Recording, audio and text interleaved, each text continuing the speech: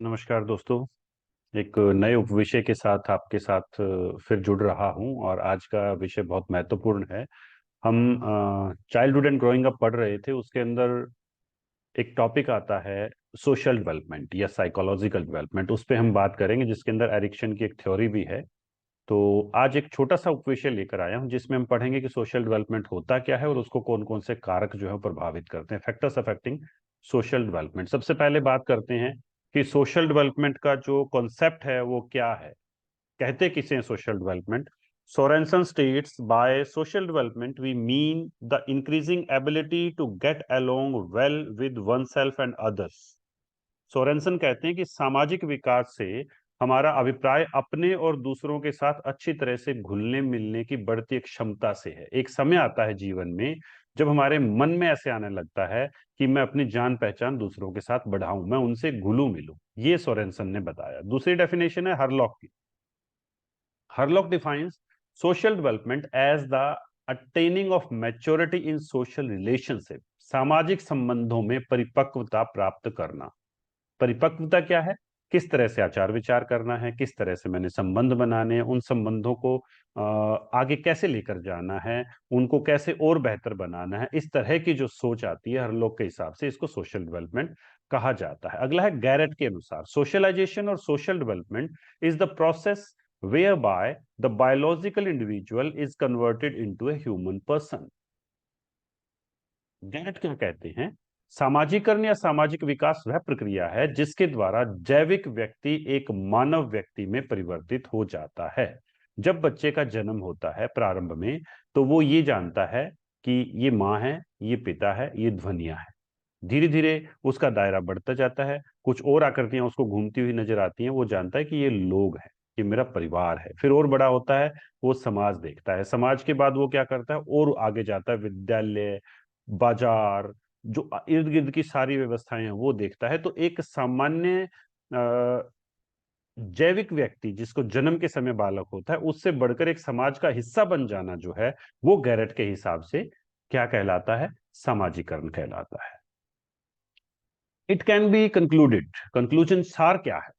That social development means acquisition of the ability to behave in accordance with social norms, customs, moods and expectations।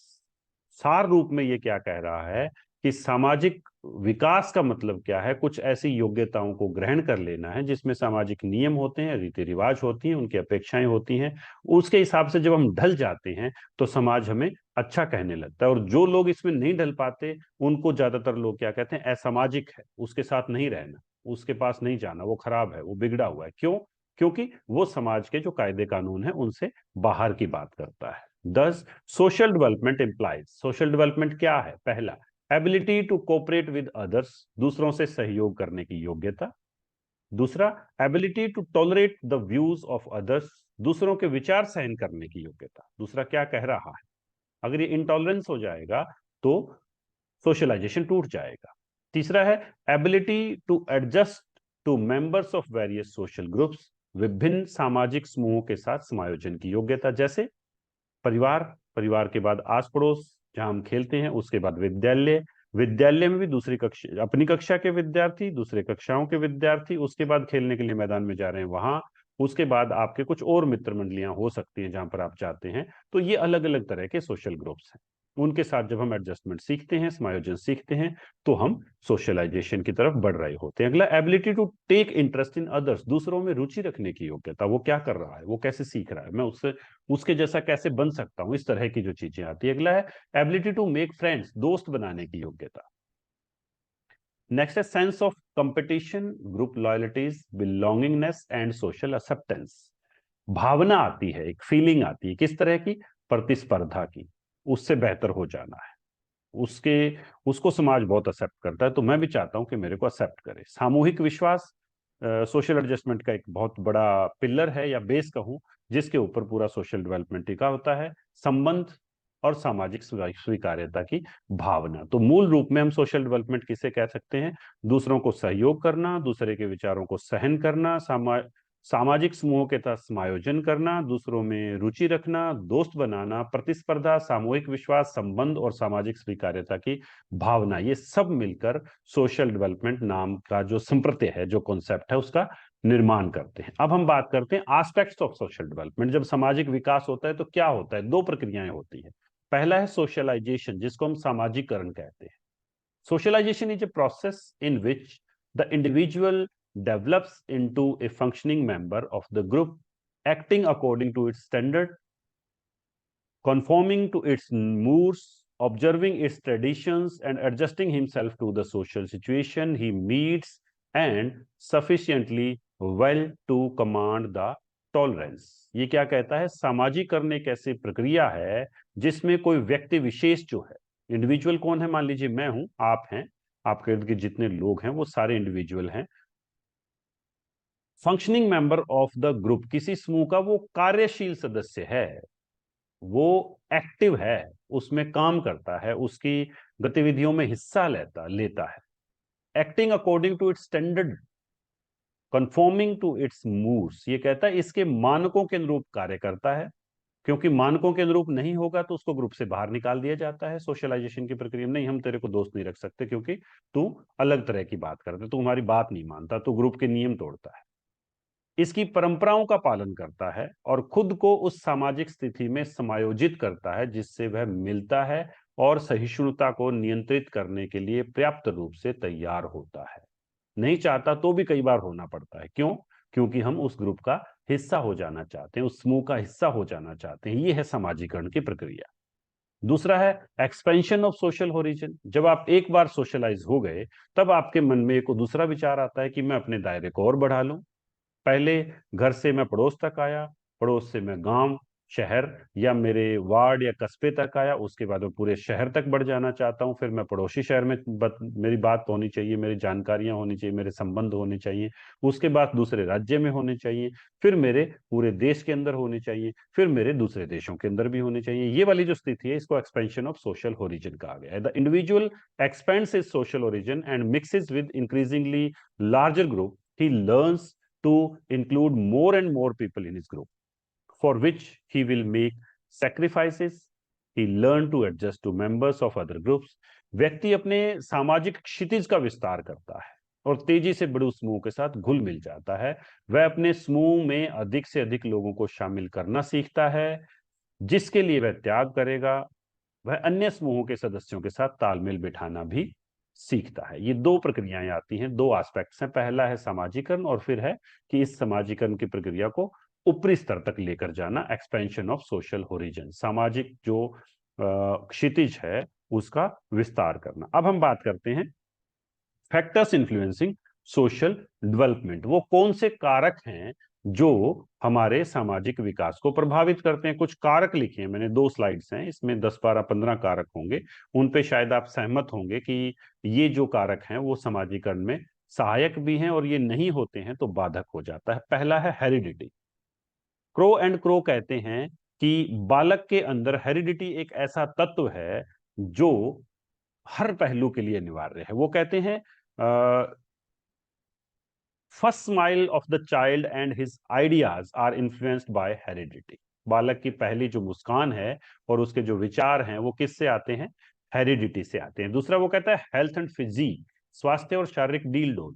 जिसका अच्छा होगा स्वास्थ्य, जिसका शारीरिक जो डील डोल है वो अच्छा होगा, वो हष्ट पुष्ट होगा, वो कॉन्फिडेंस के साथ, आत्मविश्वास के साथ दूसरे लोगों से मिलेगा, उनके साथ संबंध बनाएगा, उनके समूह का सदस्य हो जाएगा। दूसरी तरफ अगर बालक कमजोर है और बीमार है, उसका स्वास्थ्य ठीक नहीं है, तो वो स्वास्थ्य ठीक ना होने की वजह से और शारीरिक रूप से सुसंगठित ना दिखते हुए भी क्या करता है? वो हेजिटेट करता है, वो पीछे हटने की कोशिश करता है। दूसरा कारक भी प्रभावित करता है। तीसरा इमोशनल डेवलपमेंट, जिसको हम कहते हैं संवेगात्मक विकास।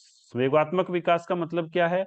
कि हमारे जो इमोशंस हैं उन पर हमारा कितना कंट्रोल है, हम उनको कैसे डील कर सकते हैं। और जब भी हम सामाजिक समूह के अंदर जाते हैं तो हमें हमारे व्यक्तिगत जो संवेग हैं, पर्सनल इमोशंस हैं, उनको दरकिनार करना पड़ता है। तो जो जितना ज्यादा इमोशनली स्टेबल होगा, स्ट्रांग होगा और इमोशंस को कंट्रोल करना सीख पाएगा, वो व्यक्ति उतना ही ज्यादा सामाजिक रूप से विकसित होगा। अगला है इंटेलेक्चुअल डेवलपमेंट, बौद्धिक विकास। जैसे मैंने स्वास्थ्य का कहा, वैसा ही बुद्धि की बात है। जो व्यक्ति बौद्धिक रूप से सक्षम होगा, तेज होगा, कुशाग्र बुद्धि का होगा, वो ज्यादा टैक्टफुल होगा, वो ज्यादा बेहतर तरीके से संबंध बना पाएगा। इसी तरह से अगर मंदबुद्धि बालक है, जिसकी बुद्धि अच्छी नहीं है, तो वो अपने आप को उतना समायोजित नहीं कर पाएगा समाज के अंदर, समूह के अंदर, जितना एक इंटेलेक्चुअली डेवलप्ड बच्चा कर सकता है। अगला है सेक्स, जिसको हम लिंग कहते हैं। लड़के और लड़कियों की बात आती है। जैसे भारतीय परिस्थिति की अगर मैं बात करूं, तो यहाँ पर लड़कियों पर बहुत सारी बाध्यताएं हैं अब तक भी, और जो पुरुष हैं या जो लड़के हैं, वो जो लोग हैं, वो ज्यादा सामाजिक होते हैं, उनको ज्यादा अवसर मिलते हैं, ये भी एक प्रभाव डालता है। अगला है कल्चर, संस्कृति। आपका कल्चर कैसा है, किस तरह के कल्चर में आप रह रहे हैं, क्योंकि कल्चर की जो वैल्यू सिस्टम है वो हमें बहुत सारी चीजें सिखाती है। जैसे भारतीय, अगर मैं कल्चर की बात करूं, हमारे यहाँ इतने सारे रीति रिवाज हैं, इतने तीज त्योहार हैं, इतने सारे जन्म के समय, विवाह के समय, विवाह से पहले, विवाह के बाद, ऐसे इतने सारे हमारे यहाँ आयोजन होते हैं, जिनसे हम अलग अलग तरह के लोगों से मिलते हैं। उससे हमारा जो सोशल सर्कल है, सामाजिक जो हमारा जो एक क्षितिज है, वो बढ़ता चला जाता है। अगला है इकोनॉमिक कंडीशन, आर्थिक अवस्था। एक बच्चा है जो आर्थिक रूप से बहुत मजबूत है, एक बच्चा है जो आर्थिक रूप से कमजोर है। तो आर्थिक रूप से मजबूत जो बच्चा है, उसको अपनी जो आजीविका है, या घर की आजीविका है, या अपने खर्चे हैं, उनके लिए चिंता करने की आवश्यकता नहीं है, क्योंकि वो उस रूप में सक्षम है। दूसरी तरफ एक बालक है जिसके पास आजीविका का कोई साधन नहीं है, उसको काम करने जाना पड़ रहा है, तो वो उस काम के दायरे में रहता है, वो खेलने नहीं जा सकता, वो पार्क में नहीं जा सकता। कई बच्चे ऐसे होते हैं जिनको विद्यालय से भी हटना पड़ता है, वो पार्ट टाइम या कोर्सपोंडेंस या दूसरे तरह के कोर्सेज करते हैं। तो इस तरह से आर्थिक अवस्थाएं भी क्या करती हैं, प्रभावित करती हैं। जिनकी आर्थिक अवस्था और ज्यादा बढ़िया होगी, वो क्लब्स में जाएंगे खेलने के लिए, उनका होरिजन और बढ़ता है। इस तरह की चीजें भी देखने को मिलती है। अगला है भाषा, लैंग्वेज।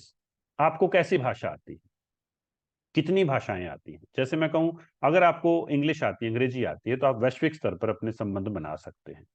आपको हिंदी आती है और इसके साथ साथ भारत के कुछ और भाषाएं जानते हैं, तो आप भारत के अंदर हिंदी के माध्यम से और उन भाषाओं के माध्यम से दूसरे लोगों से जुड़ सकते हैं।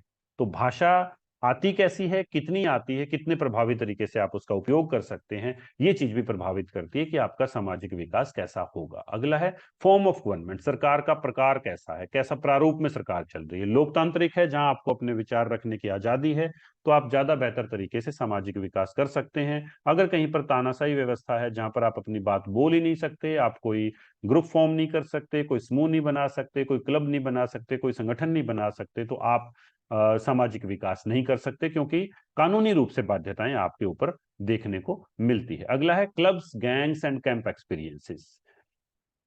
क्लब, समूह और कैंप के अनुभव। अगर आपने कोई क्लब ज्वाइन किया हुआ है, आपका एक समूह है जो वीकेंड पर मिलता है, शनिवार रविवार को, या किसी ओकेजन, स्पेसिफिक ओकेजन पे, किसी विशेष अवसर पे मिलते हैं, या आप कोई कैंपिंग करने के लिए गए हैं, इस तरह के अनुभव जो होते हैं, जहां पर हम क्रॉस कल्चर, अपने कल्चर से बाहर, अपने परिवार, अपने लोकेलिटी से बाहर के लोगों से मिलते हैं, वो भी आपको सामाजिक विकास को बढ़ावा देते हैं। अगला है फैमिली, जिसको हम कहते हैं परिवार।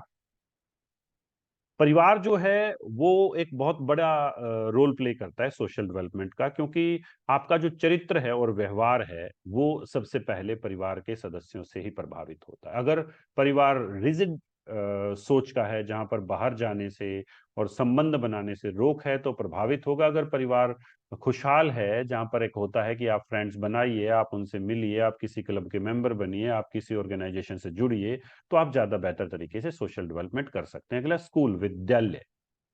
कहा जाता है कि school is the fountain head of all social virtues.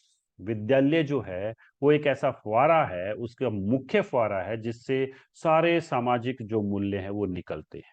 तो विद्यालय में आप एक cross cultural, cross socio economic जो सोसाइटी है, उसके लोगों से, बच्चों से मिलते हैं।